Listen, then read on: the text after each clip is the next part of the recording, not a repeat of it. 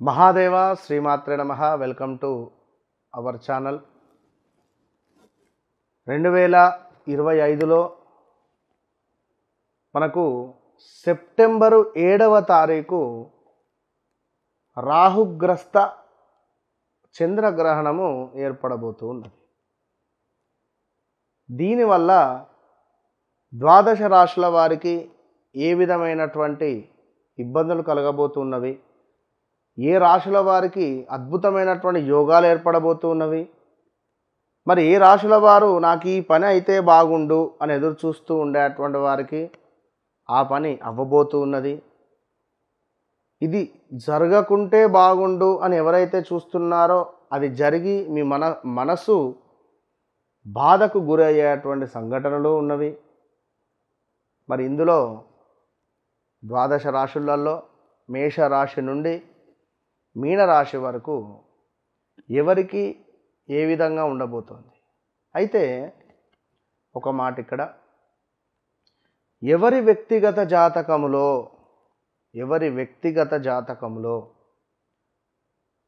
లగ్నంలో రాహువు చంద్రుడు కానీ, సప్తమంలో రాహువు కేతువు కానీ,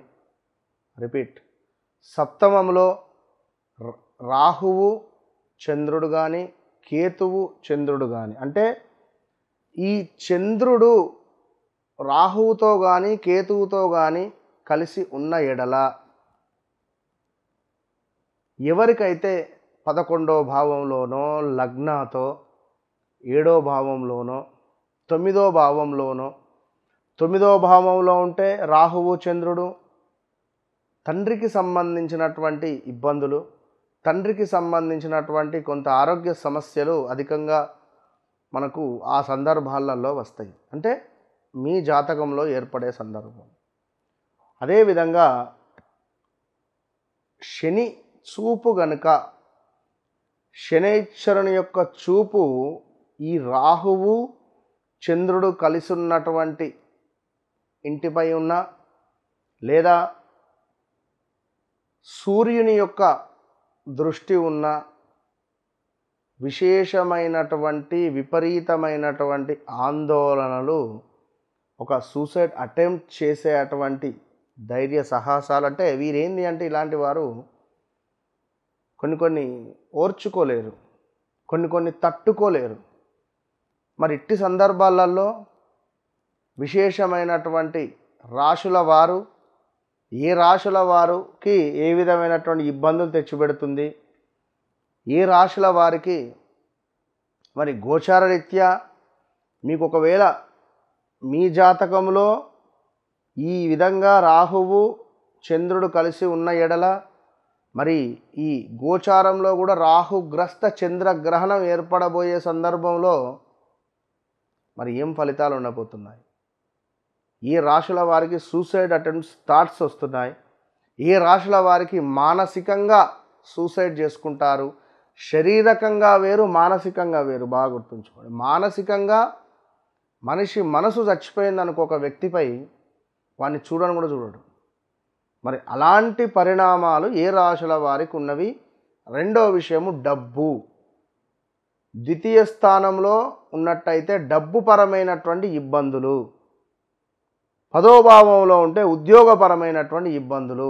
మరి ఇలాంటి ఇబ్బందులు మీకు మీ జన్మ చార్ట్లో ఒకవేళ రాహువు చంద్రుడు ఉన్నాడా, అది 100కు 100% ముందుగానే చెప్తున్నా, చూయించుకోండి. దాని తర్వాత జరగబోయేటువంటి పరిణామాలు 41 నుండి 3 నెలల వరకు విపరీతమైనటువంటి ఇబ్బందులు ఎదుర్కొనే పరిస్థితి ఉంటుంది.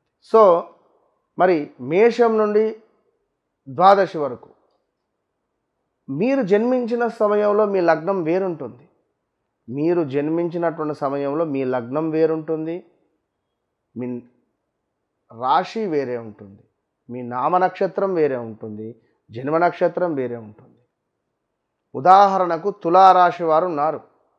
విపరీతమైనటువంటి సమస్యలు వీరికి రాబోతున్నాయి. ఉదాహరణ, మరి ఒకవేళ మీది మేష లగ్నం అయితే అద్భుతం జరగబోతున్నది.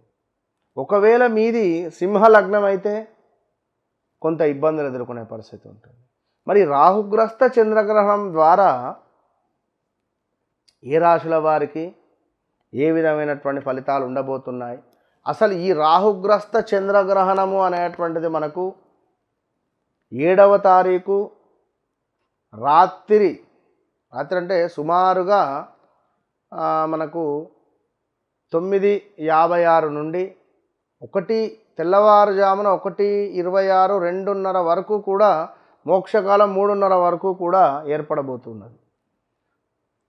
సో దీనికి సంబంధించినటువంటి పూర్తి విషయాలు ఏవైతే ఉన్నాయో అవి మనము తెలుసుకునేటువంటి ప్రయత్నం చేద్దాం. రాహుగ్రస్త చంద్రగ్రహణం మనకు 9:56కు మొదలై మధ్యకాలము 11:41కి అవుతూ మోక్షకాలము 1:26కు ముగింపు. మరి గ్రహణ పుణ్యకాలము 3:30 అంటే 8వ తారీఖు.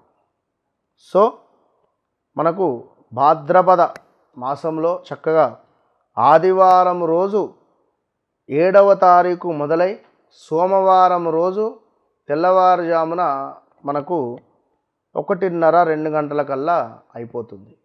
మరి దీనికి సంబంధించి ఏ రాశి వారికి ఎట్లా ఉంది అనేటువంటి స్పర్శ మోక్ష కాలములను బట్టి 12 రాశుల వారికి సంబంధించినటువంటి గ్రహణ ఫలములను చూద్దాం.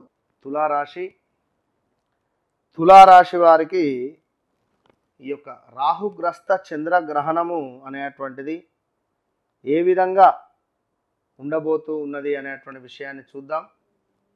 తులారాశి వారికి అయితే ముందుగా ఒక విషయం చెప్తున్నానండి, సంతానపరమైనటువంటి ఇబ్బందులు, అదేవిధంగా లవ్ రిలేటెడ్ ఎవరైతే ఉన్నారో వారికి బ్రేకప్స్ జరగడం కానీ, లేదా కొంత సూసైడ్ అటెంప్ట్స్ చేసుకునేటువంటి థాట్స్ కూడా వస్తవి. ఇట్లా అంటున్నా అని చెప్పి ఎవరేమనుకోవద్దు, ఉన్న విషయం చెప్తున్నా, ధైర్యంగా ఉండండి. తులారాశి వారంటే నెంబర్ ఆర్ అంటే అదే న్యూమరాలజికల్గా 6 అక్షరంతో ఉండేటువంటి వారు చాలా జాగ్రత్తగా ఉండాలి. సంతానం విషయంలో కొంత ఇబ్బందులు, అదేవిధంగా ప్రేమ వ్యవహారాలలో కొంత మైనస్ వాతావరణము, అదేవిధంగా శృంగారం చేసేటువంటి సందర్భాలలో కొంత ఇబ్బందికరమైనటువంటి సంఘటనలు, అదేవిధంగా కొంత మీకు ఇది ఒక పరీక్షలాగా ఉండడము, ఏమైనా పిల్లలు ఎగ్జామ్స్ రిలేటెడ్ ఉండేటువంటి వారికి కొంత మార్క్స్ తక్కువ రావడం కానీ, ఎవరైనా ఏమైనా విదేశీ ప్రయత్నాలలో చేసేటువంటి వారికి కానీ, ఇంకేదైనా ఉండేటువంటి సందర్భాలలో ఎగ్జామ్స్ కొంత డిలే అవ్వడం కానీ, ఆ ఎగ్జామ్స్లో మీరు అనుకున్నటువంటి విధంగా మార్క్స్ రాకపోవడం కానీ, ఇలాంటివి ఎన్నెన్నో ఉండేటువంటి సందర్భాలు కనుక తులారాశి వారు తప్పకుండా ఎట్టి కోశాన కూడా రాహువుది, చంద్రుంది, కేతువుది దానాలను చేసుకోండి. All the best. రాబోయే సెప్టెంబర్ 7వ తారీఖు మరి ఆదివారం రోజు రాహుగ్రస్త చంద్రగ్రహణం. ఈరోజు నాడు మన దత్తాత్రేయ స్వామి యొక్క పీఠములో, దత్తపీఠములో విశేషంగా